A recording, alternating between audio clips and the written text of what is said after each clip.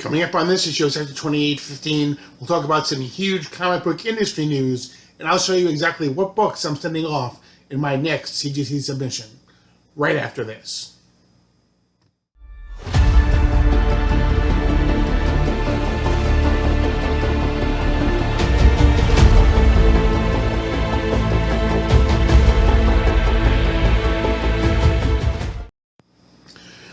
Thanks for coming back to another issue of Section 2815. As always, I'm Paul Cook.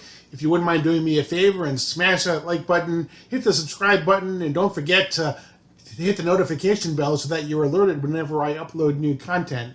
We'll get to my CGC submission in just a second, but first, let's take a look at the news. The news this week involves what can only be described as a seismic shakeup of the comics landscape, as several prolific writers announced that they were leaving work for hire and switching to all creator-owned work, utilizing the platform Substack. James Tynion IV and Jonathan Hickman were perhaps the two biggest names announced this week, joining already announced former Spider-Man writer Nick Spencer on the subscription platform. Substack seems to be the Patreon for comics creators, with each creator offering tier membership that include different perks dependent upon your chosen tier. This, of course, means that Tynion will be leaving both Batman and Joker for DC, while Hickman will leave the X-Men books for Marvel. Spencer had already announced his run on Amazing Spider-Man was ending soon. No word on what the fate of the other properties Tynion already owns or co-owns, such as Nice House on the Lake, Something is Killing the Children, and the Department of Truth. Also, there was no mention of whether or not the work these creators do for Substack will eventually see print, as was noted in the recent announcement by Scott Snyder that he would be creating work for Cosmicology that eventually will see print by Dark Horse. It seems we're entering into uncharted waters as creators opt to not only eliminate the middleman in their work, but also see more of the profit of their works. Time will tell if more creators opt for this business model. And that's a quick look at the news. So I want to be submitting my next submission to CGC, and I thought before I did that, I would show you exactly what comics I'm submitting to CGC. Several of these you may have seen in my Sector 2815 issues that I did, where I unveiled what I brought back from my storage unit up north, but several of them you may not have seen. I'm also starting a new segment that I'm going to call Comics Held Hostage. It is going to detail exactly how long it takes for CGC to get my books back to me.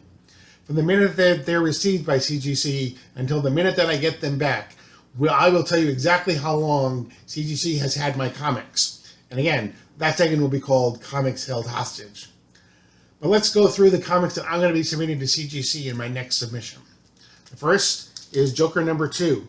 It's the 1 in 25 variant by Trevor Hairsane that has the depiction of Vengeance, the daughter of Bane, on the cover. I'll be submitting Showcase number 30, the first Silver Age retelling of the origin of Aquaman. It's not Aquaman's first appearance in the Silver Age. That's in Detective Comics. However, it is the first time that he had a comic all to himself. Again, Showcase number 30. I'll be submitting Green Lantern number 141. This is the first appearance of the Omega Men. Many people have compared the Omega Men to the kind of the Guardians of the Galaxy of the DC universe. If DC were ever interested in doing a spacefaring movie other than Green Lantern, it's felt that the Omega Men might be a good candidate.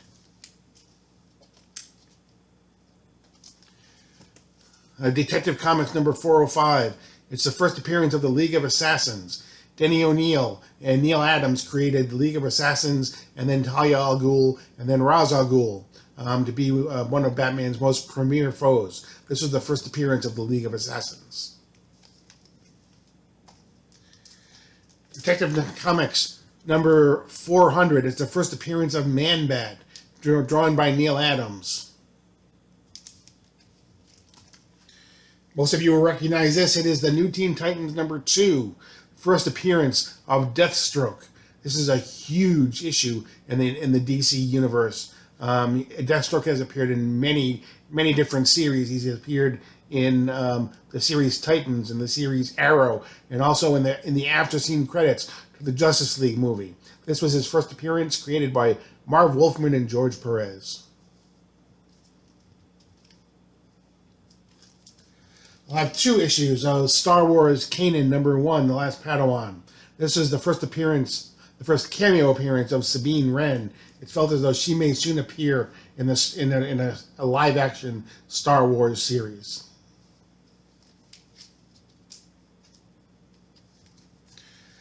I have Darth Vader #3, 2 issues of that as well. This is the first appearance of Dr. Aphra. It is felt as though hopefully soon someone in the Star Wars live-action series will say the words Dr. Aphra, and that will just skyrocket this book into the stratosphere. This book is already hot in anticipation that she will someday appear on the screen. One of the hottest Star Wars books out there is Star Wars The Clone Wars #1. This is the first appearance of Ahsoka Tano in comics. And this issue, although not as expensive as the 1 in 1,000 variant, this issue has just gone through the roof. Star Wars Heir to the Empire #1. This is the first appearance of Grand Admiral Thrawn in Star Wars comics. He was named in the Mandalorian series in the episode with Ahsoka Tano, and it is believed that he will be the villain in the Ahsoka Tano series that Disney Plus is now filming. Netflix has put together a new series on the Sandman. This is the Sandman #1 by Neil Gaiman. This is one of the most widely acclaimed series of all time. And this again was the first appearance of Morpheus. We have Green Lantern #59. This is the first appearance of Guy Gardner. The new HBO Max series, Green Lanterns, will supposedly star Guy Gardner, and this was his first appearance in comics. Amazing Spider-Man #4. This is the first appearance of Silk, who is a character that has just gotten red hot lately. But this was her first appearance in Amazing Spider-Man #4. The Amazing X-Men #266.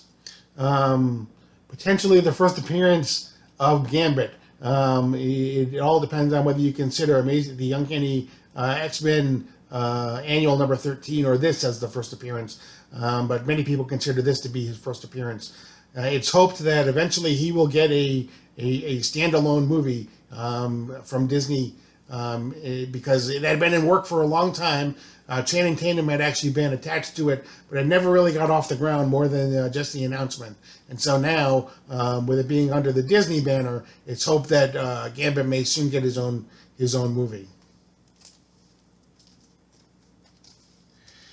The Amazing Spider-Man #40. This was the origin of the Green Goblin in the Amazing Spider-Man.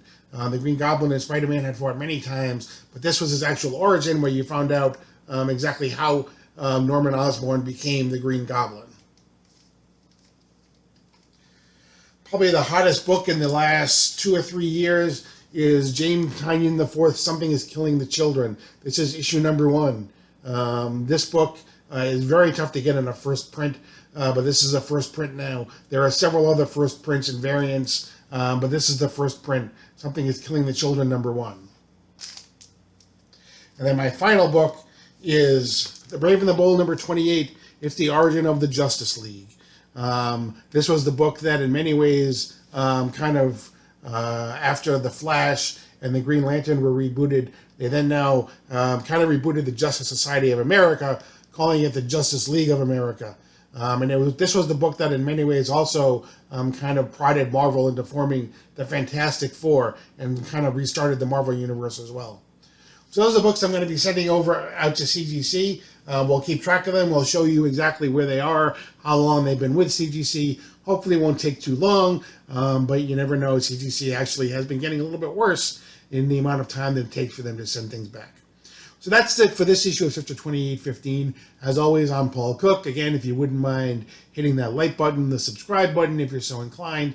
Don't forget to hit the notification button so that you're alerted to when I upload new content. And as of right now, you are leaving Sector 2815. Thanks for watching.